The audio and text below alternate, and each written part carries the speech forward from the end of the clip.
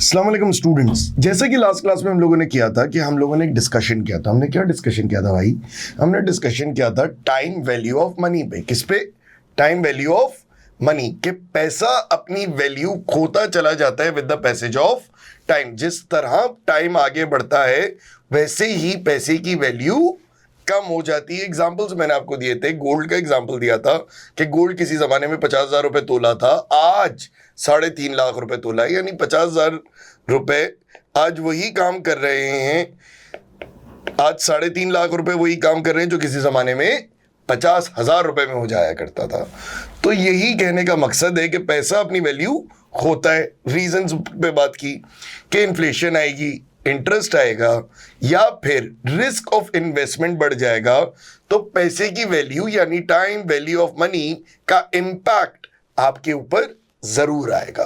तो सर अब इस इंपैक्ट को हम हमारी इन्वेस्टमेंट में कैसे डालते हैं, या हम इन्वेस्टमेंट अप्रेजल में कैसे डालते हैं? इसको डालने के तरीके को हम कहते हैं डिस्काउंटिंग। इसको डालने के तरीके को हम क्या कहते हैं बेटा? Discounting. Method of incorporating time value of money या टाइम वैल्यू ऑफ मनी को अपनी कैलकुलेशन में डालने के तरीके को हम कहते हैं डिस्काउंटिंग।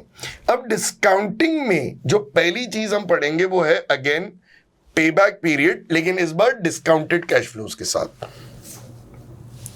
यार ये बताओ कि डिस्काउंटिंग करेंगे कैसे, यानी हमारे पास आज के पैसे की वैल्यू कैसे आएगी? ये करेंगे हम फ्यूचर कैश फ्लो को डिस्काउंट फैक्टर से मल्टीप्लाई करके। ये करेंगे हम फ्यूचर कैश फ्लो को डिस्काउंट फैक्टर से मल्टीप्लाई करके। अच्छा बेटा, आपके पेपर में कुछ कंपलसरी डॉक्यूमेंट्स अटैच्ड होते हैं। उसमें एक फॉर्मूला शीट होती है और एक ये प्रेजेंट वैल्यू टेबल अटैच्ड होता है।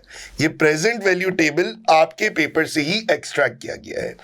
आपको हमेशा ये दिया जाएगा ताकि आप डायरेक्टली आने वाले कैश फ्लो को डिस्काउंट फैक्टर से मल्टीप्लाई कर दो, ताकि आप उसकी प्रेजेंट वैल्यू यानी वो वैल्यू जो ईयर 0 पे होगी वो मालूम कर सके।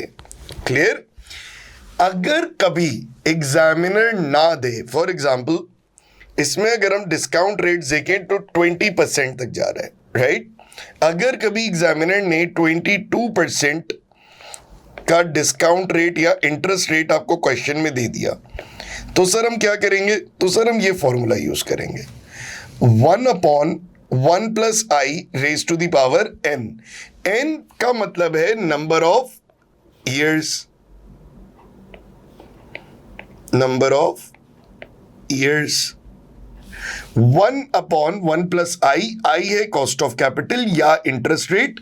इस वक्त हम कॉस्ट ऑफ कैपिटल पे आगे एक बहुत डिटेल डिस्कशन करेंगे जब हम कॉस्ट ऑफ कैपिटल निकालना सीखेंगे। अभी के लिए कॉस्ट ऑफ कैपिटल आपके लिए is equivalent to interest rate.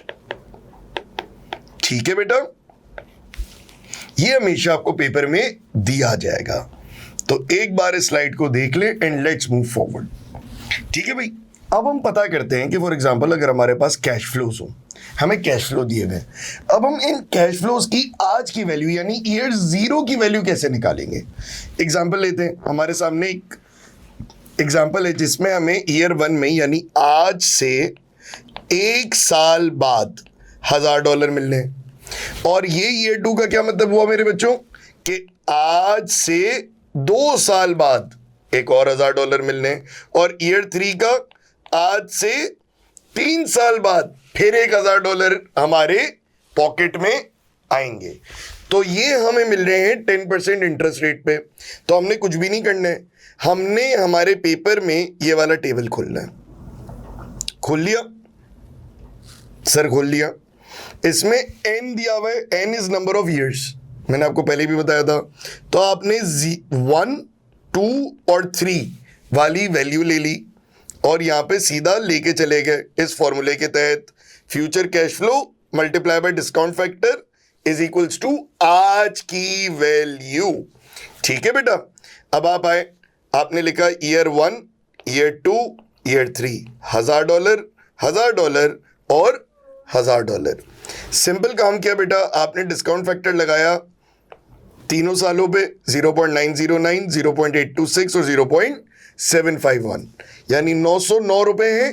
यानी आज के एक साल बाद के $1000, ईयर 1 के $1000 आज के $909 हैं। कुछ समझ आया कि पैसे की वैल्यू इंटरेस्ट रेट की वजह से गिर गई। इसी तरह ईयर 2 के $1000 आज के $826 हैं और ईयर 3 के $1000 आज के $751 हैं। क्या ये बात क्लियर है बच्चा? तो एक काम करते हैं, डिस्काउंटिंग को इनकॉर्पोरेट करते हुए हमारा पहला इन्वेस्टमेंट अप्रेजल का मेथड यानी डिस्काउंटेड पेबैक को देखते हैं। अच्छा बेटा, आपको याद होगा हमने पेबैक का एक क्वेश्चन किया था। अनइवन कैश फ्लोज वाला ही क्वेश्चन करेंगे, इवन कैश फ्लोज वाला क्वेश्चन नहीं करेंगे। इसी को हम आगे कॉपी पेस्ट कर लेते हैं, बस विद अ सिंपल ट्विस्ट के इस बार कॉस्ट ऑफ कैपिटल यानी इंटरेस्ट रेट 10% रहेगा। तो हम देखते हैं कि हमारे कैश फ्लोज पे क्या फर्क होगा और हमारी कैलकुलेशन में क्या डिफरेंसेस आएंगे। ठीक है बच्चा, तो आ जाते हैं डिस्काउंटेड कैश फ्लो पे।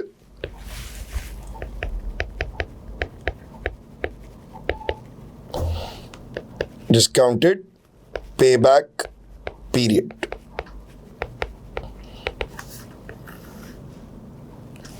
इन्वेस्टमेंट थी हमारी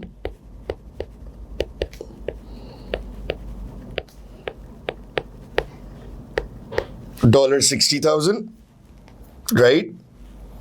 कैश इनफ्लो जो हमारे पास ईयर 1 में आया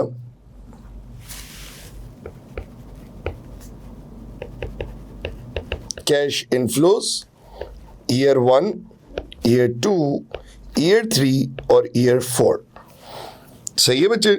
वो हमारे पास आए रिस्पेक्टिवली 20, 10, 25 और 20। तो यहां पर जाके 20, 10, 25 और 20,000। क्या ये बात क्लियर है मेरा बेटा?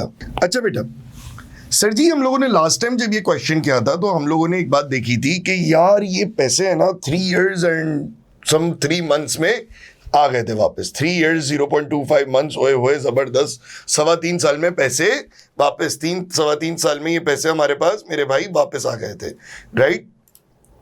अब हम लोगों ने एक बात जो देखनी है और जो अब हम देखेंगे वो ये है कि अगर ये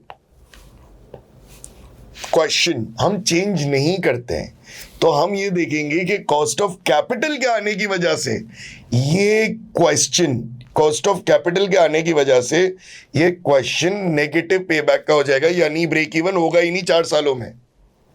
क्या बात कर रहे हैं सर? जी सर, इसीलिए हम यहाँ पे 2 काम और करेंगे। एक तो ईयर 5 ऐड करेंगे जिसके अंदर हम ये अज्यूम करेंगे कि हमें $25,000 मजीद देगा और इस बार मैं लाइफ ऑफ प्रोजेक्ट को 7 years कर दूंगा ताकि हम एक फेयर असेसमेंट कर सकें। तो सर चलते हैं इसकी कैलकुलेशन की तरफ। कैलकुलेशन के लिए हम लोग बनाएंगे 4 columns, year, cash flow, discount factor, discounted cash flow और वही हर दिल अजीज क्यूम्यूलेटिव कैश फ्लो। क्या ये बात क्लियर है बच्चों? हमने बनाए हैं 4 कॉलम्स और एक कॉलम हमारा क्यूमुलेशन का है, राइट। वो तो हमारा टोटल का कॉलम है। तो अब हम आ जाते हैं year 0, year 1, year 2, year 3, year 4 और ईयर 5 पे। जब हम लोग इन ईयर्स पे आ गए तो हमने ये देखा कि हमारी कैलकुलेशन किस तरफ जा रही है। अगर मैं गौर से देखूं तो ईयर 1 में हमने 20,000, 10,000, 25,000, 20,000 फिर 25,000। तो हमने ये सिंपली लिख दिया कि ईयर 0 में हमने इन्वेस्टमेंट की, यानी आज के दिन मैंने इन्वेस्टमेंट की। फिर मैंने ईयर 1 के अंदर $20,000 कमाए, ईयर 2 के अंदर $10,000 कमाए, ईयर 3 के अंदर $25,000 कमाए, ईयर 4 में वापस से मेरे भाई मैंने $20,000 और ईयर 5 में फाइनली ईयर 4 में हमने कितने कमाए भाई $20,000 और ईयर 5 में फाइनली $25,000 कमाए। सर आप बोल रहे हो लाइफ ऑफ प्रोजेक्ट 7 साल की 5 साल के कैश फ्लो दे रहे हो, क्योंकि पे बैक में आपको दिए हुए तो सारे ही होंगे, लेकिन हम क्योंकि एग्जाम्पल कर रहे हैं तो अभी हम शॉर्ट में इसलिए रख रहे हैं ताकि मैं आपको किट सॉल्विंग की तरफ थोड़ा सा एक्सेलरेटेड पेस पे लेके आ सकूं, kit and pass papers obviously. तो सर डिस्काउंट फैक्टर वही वाला हमारा अर्दिल अजीज 10%। याद रखना मेरे बच्चे कि डिस्काउंट फैक्टर आज के दिन यानी ईयर 0 पे डिस्काउंट फैक्टर हमेशा 1 होगा। प्रेजेंट वैल्यू की प्रेजेंट वैल्यू नहीं निकल सकती। आज को आज से मल्टीप्लाई करके आज ही आएगा, एक को एक से मल्टीप्लाई करके एक ही आएगा। So let's keep it 1 over here. फिर हम चले जाते हैं हमारे प्यारे से मासूम से चुलबुले से हमारे फेवरेट प्रेजेंट वैल्यू टेबल पे। तो आ जाते हैं, ईयर 1 है हमारा 0.909, ईयर 2 है 0.826, 0.751, 0.683 और 0.621।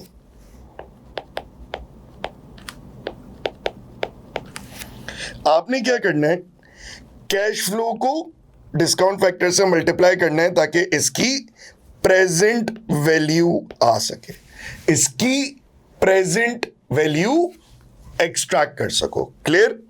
सिंपल है सर। 60,000 को 1 से ज़रब किया, 1 से मल्टीप्लाई किया तो 60,000 आया, लेकिन नेगेटिव में आया, लेके चले गए नेगेटिव में।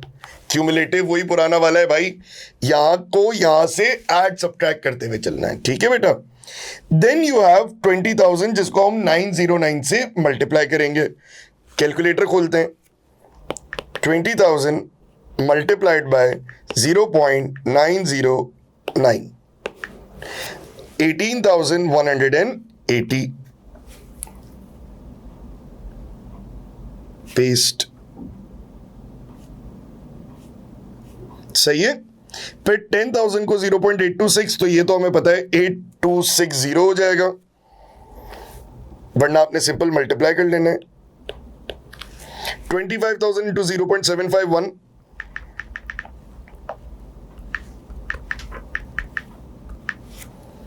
18,775,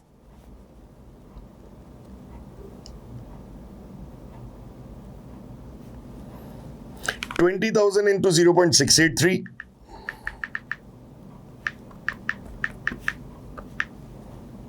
13,660,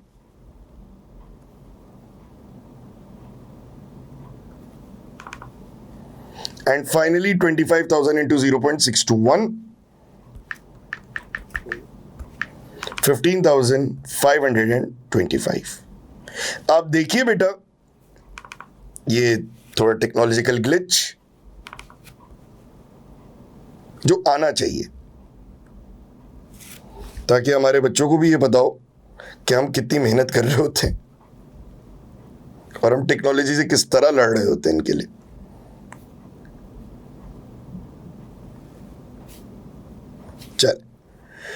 चले बेटा, ये सारी वैल्यूज आपके सामने आ गई, आपकी स्क्रीन पे आ गई। अब हम क्या करेंगे, अब हम सिंपली ये करेंगे कि हम इस वाले टेबल को यानी इस कॉलम को इससे ऐड या सब्सट्रैक्ट करते जाएंगे डिपेंडिंग ऑन दी वैल्यू, क्योंकि ये सारे पॉजिटिव कैश फ्लोज हैं, यानी पैसा आया है। तो ये नेगेटिव को इस पॉजिटिव से माइनस कर देंगे, ऑब्वियसली वैल्यू आ जाएगी। तो -60,000 प्लस 18,180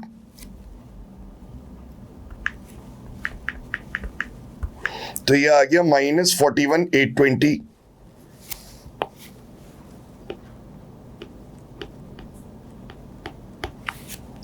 अब -41,820 प्लस 8260 ये आ गया -33,560।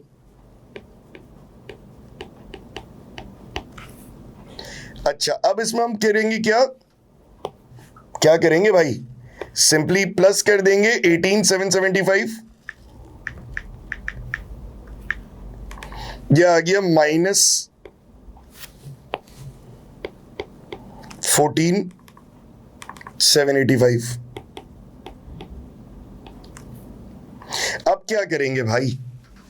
अब आप एक चीज गौर से देखो, पहले वाले सवाल में हमने ये देखा था कि इसके बाद यहीं पे ये पॉजिटिव हो गया था, लेकिन अगर आप अभी देखो तो हमारे पास अभी भी -14,785 की इन्वेस्टमेंट है जो हमें रिकवर करनी है। अभी तक हमने रिकवर नहीं की है भाई, और ईयर 4 के एंड में भी मैं 13,660 रुपए ही कमा रहा हूं, तो ये ईयर 5 तक जाएगा, यानी year 4 and some part of year 5। Okay बच्चा, तो कर लेते हैं सर, कोई मसला नहीं है। ये कितना था? +13,660 विच इज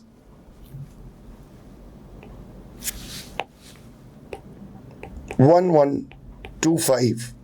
अब ये देखें, last negative divided by next positive करने का वक्त आ गया है, तो अब हम करेंगे 4 years, last negative is 1125, next positive is 15,525, 1125 divided by 15,525 is 0.007 लेंगे। हमेशा 2 डेसिमल प्लेसेस तक लेते हैं सेफ रहने के लिए। 4 years एंड 0.07। अब इसको 12 से मल्टीप्लाई कर देंगे तो हमारे पास ईयर्स एंड मंथ्स आ जाएंगे, तो 0.07 multiply by 12 is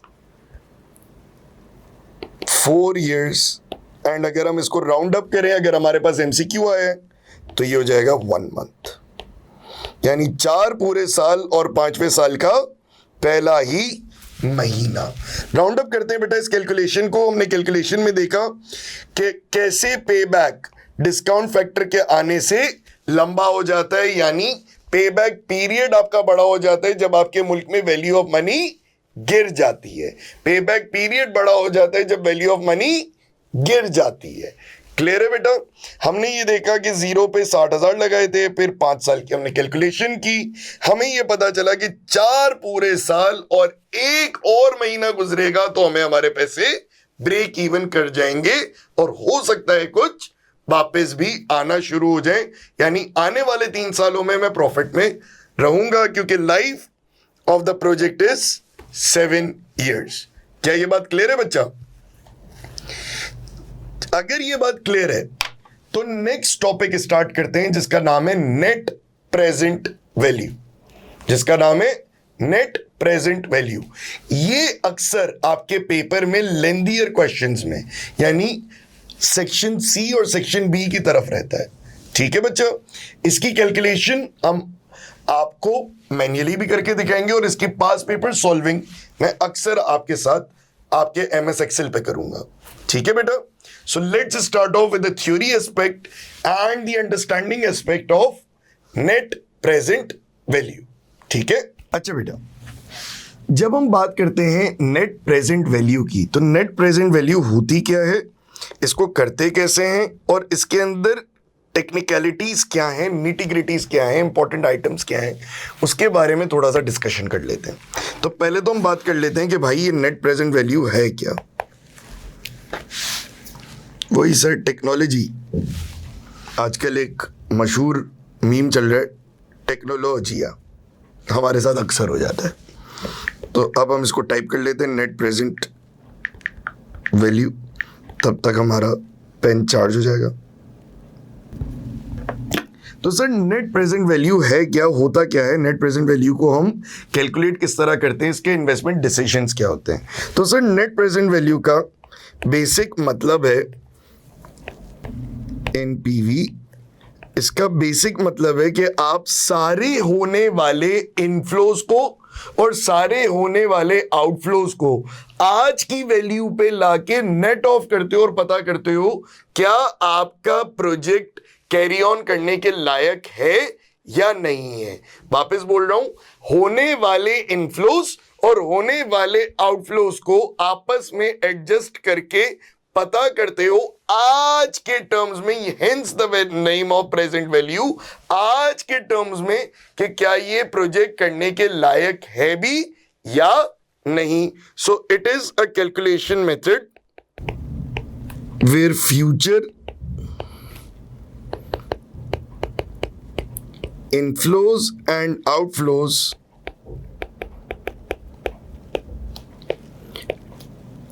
are netted off against each other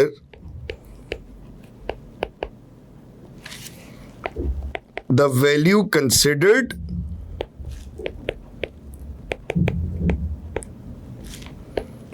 must be the present value. यानी हम आउटफ्लोज और इनफ्लोज को एक दूसरे से माइनस करते हैं और जिस वैल्यू को हम फाइनली कंसिडर करते हैं वो इनकी आपस की प्रेजेंट वैल्यू होती है. क्या ये बात क्लियर है बच्चा? अच्छा बेटा, सर याद रखना कि आपके पास इसके डिसीजन लेने के 3 क्राइटेरियाज आते हैं. तो डिसीजन क्राइटेरिया देख लेते हैं. पहला डिसीजन क्राइटेरिया मेरे भाई क्या आता है? पहला डिसीजन क्राइटेरिया आता है when net present value is greater than 1. यानी net present value is greater than equal to 1 का क्या मतलब है कि net present value is positive. ठीक है बेटा. एक क्राइटेरिया आता है जहां net present value is less than 0 यानी नेगेटिव, और एक आता है जहां net present value is equal to 0 यानी इसको हम कहेंगे कि ये है ब्रेक इवन. ब्रेक इवन वाली बात हम पहले कर लेते हैं क्योंकि अभी हम पे बैक से ब्रेक इवन को समझते हुए आ रहे हैं, यानी break even no profit no loss को समझते हुए आ रहे हैं, तो इसको हम पहले करते हैं. ब्रेक इवन का मतलब है बेटा कि covering only the cost of capital, यानी ये सिर्फ अपनी कॉस्ट ऑफ कैपिटल यानी इन्वेस्टमेंट को कवर कर रहा है दैट्स इट. ठीक है. पॉजिटिव का मतलब ये है कि the project is profitable hence acceptable.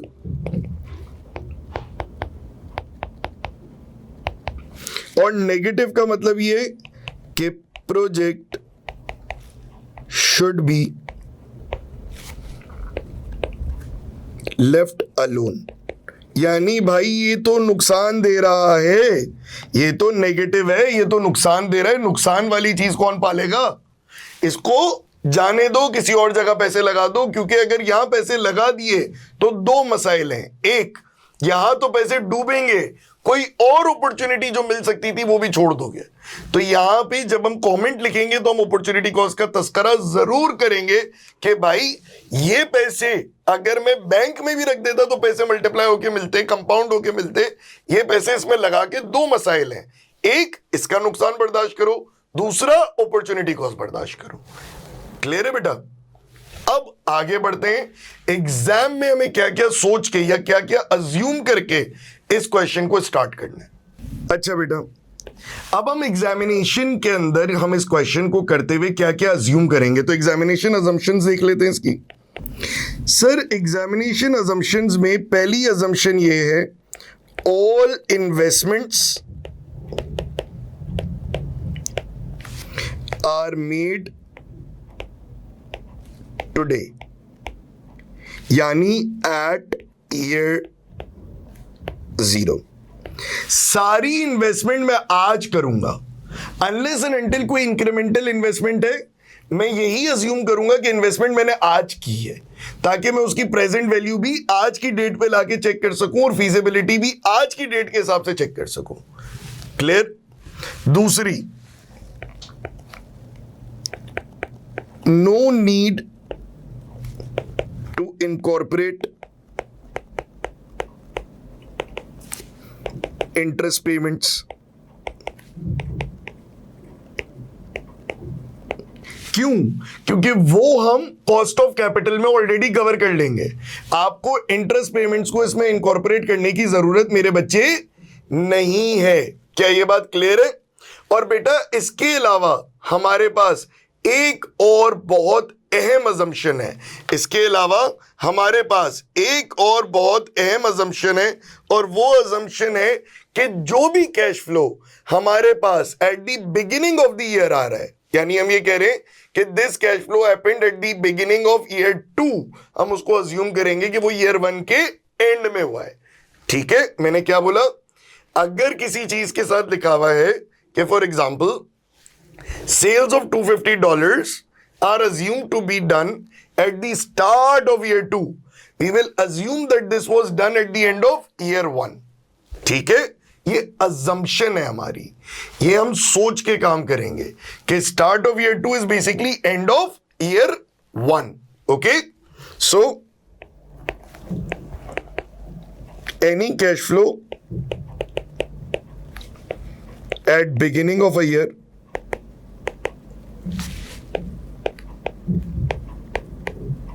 is assumed to be made at the end of previous year. ठीक है बेटा, तो अभी तक हमने नेट प्रेजेंट वैल्यू के बारे में क्या बात की कि ये नेटिंग ऑफ का कॉन्सेप्ट है, डिफरेंस निकालना है कैश इनफ्लो कैश आउटफ्लो का, लेकिन निकालना कब है, आज की डेट पे यानी प्रेजेंट वैल्यू पे, यानी मैं सारे नेट कैश फ्लो करके मल्टीप्लाई करूंगा आखिर में वही डिस्काउंट फैक्टर से जो मुझे एक चुलबुले टेबल में दिया गया है। ठीक है बच्चा, डिसीजंस 3 किस्म के हो सकते हैं, पॉजिटिव नेगेटिव जीरो। पॉजिटिव भाई जाने दो प्रॉफिटेबल है, नेगेटिव ओ भाई इधर भी नुकसान कर रहे हो, कहीं पैसे ना लगा के भी नुकसान कर रहे हो, और जीरो का मतलब है सिर्फ कॉस्ट कवर कर रहा है, ब्रेक इवन कर रहा है। क्लियर? अच्छा भाई, सर जी नेट प्रेजेंट वैल्यू में 3 निटिग्रिटीज हैं। पहली निटिग्रिटी है यानी 3 प्रॉब्लम्स है, कैलकुलेशन इश्यूज,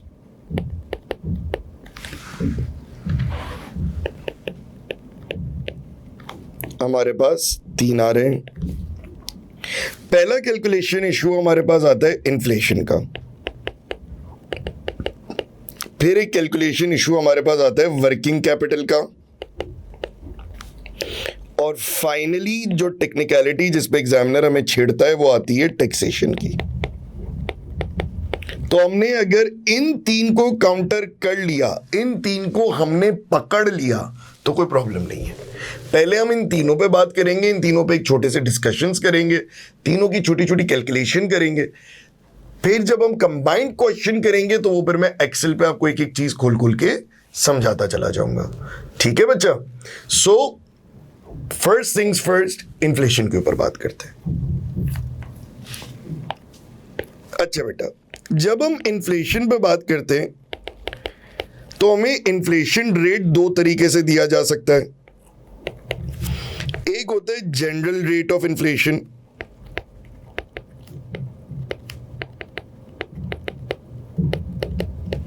एक होता है specific rate of inflation.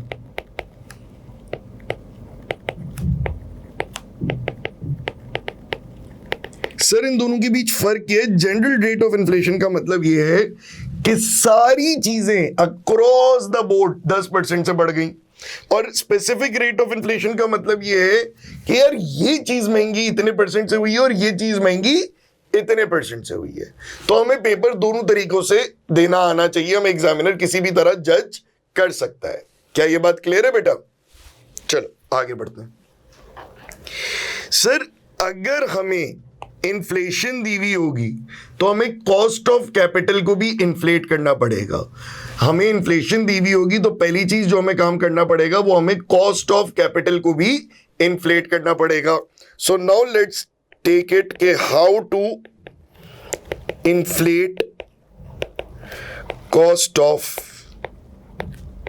Capital. यार ये कॉस्ट ऑफ कैपिटल इन्फ्लेट कैसे करना है, हमें कॉस्ट ऑफ कैपिटल को बढ़ाना कैसे, इन्फ्लेशन के हिसाब से कैसे लेके आना है, क्योंकि हम तो आज पे चल रहे हैं, हमें आगे कैसे लेके जाना है। तो सर अगर हम कॉस्ट ऑफ कैपिटल की इन्फ्लेशन की बात करते हैं तो वो कैसे होगी, आइए सीखते हैं। अच्छा बेटा, अगर हमें अपना कॉस्ट ऑफ कैपिटल इन्फ्लेट करना है तो हमारे पास फॉर्मूला होता है 1 + n is equals to 1 + r into 1 + i। इतने सारे समझा देते हैं भाई। n is equals to your nominal rate. Sir nominal rate का क्या मतलब है? जिस रेट पे इन्फ्लेशन अभी तक नहीं लगी, जिस रेट पे इन्फ्लेशन अभी तक नहीं लगी, ये आपको एग्जाम में अक्सर दिया होगा। तो rate which is not adjusted for inflation. ठीक है, अच्छा R आपको अक्सर निकालना होगा। R is basically the real rate. तो सर नॉमिनल रेट अगर इन्फ्लेटेड नहीं था तो रियल रेट क्या होगा? इन्फ्लेटेड होगा। तो rate which is adjusted for inflation and lastly I, which is your interest rate। सही है बच्चा? I, which is your interest rate। ठीक है बेटा, इस तरह हम हमारे कॉस्ट ऑफ कैपिटल को इन्फ्लेट करेंगे। एंड I, अच्छा भाई वो इंटरेस्ट रेट नहीं है, ये इंटरेस्ट रेट नहीं है, ये इन्फ्लेशन रेट है, गलती हो गई है, एडिट सही से करना। And I, which is your inflation rate. इस तरह हम हमारी कॉस्ट ऑफ कैपिटल को इन्फ्लेट करेंगे। 1 + n is equals to 1 + r into 1 + i। i क्या है बेटा? Inflation rate. ओके बच्चा, तो सर आज की क्लास में हमने क्या क्या सीखा? आज की क्लास में हमने सीखा सबसे पहले discounted cash flow. Discounted cash flow सीखा, डिस्काउंटिंग सीखी, यानी टाइम वैल्यू ऑफ मनी को हमने हमारे इन्वेस्टमेंट अप्रेजल में डालना सीखा। डिस्काउंटेड कैश फ्लो सीखा, कैश फ्लोज को डिस्काउंट करना सीखा, डिस्काउंटेड कैश फ्लो सीख लिया, डिस्काउंट करना सीख लिया, सब हो गया। फिर हम आए डिस्काउंटेड पे बैक पे, डिस्काउंटेड पे बैक सीख लिया। फिर अब हम आए नेट प्रेजेंट वैल्यू पे। नेट प्रेजेंट वैल्यू पे हमने बोला कि भाई 3 असम्पशंस हैं। पहली असम्पशन ये थी कि इन्वेस्टमेंट आज हुई है। दूसरी असम्पशन ये थी कि जितना भी इंटरेस्ट रेट की कैलकुलेशन है वो कॉस्ट ऑफ कैपिटल में एडजस्ट हो गई है।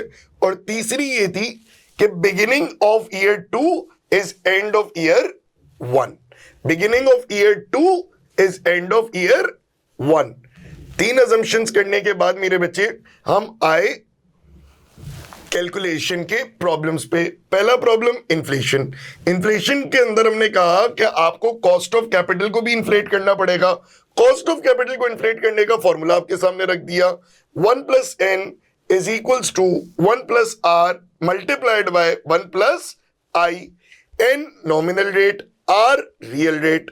नॉमिनल रेट आज का rate unadjusted for inflation, real rate वो रेट जिस पे इन्फ्लेशन लग गई, और i क्या हुआ? Inflation rate. समझ आया बच्चे? तो आज की क्लास में हम यहीं तक रखते हैं। इंशाल्लाह ताला आप लोगों से सबसे मुलाकात होगी नेक्स्ट क्लास में। अब हम ये सीखेंगे कि फिक्स कॉस्ट का क्या करना है, वर्किंग कैपिटल का क्या करना है, और टैक्सेशन कैसे डालना है। फिर हम इसके पास पेपर्स पे आएंगे। Thank you so much. This is Shahryar signing off. Allah Hafiz.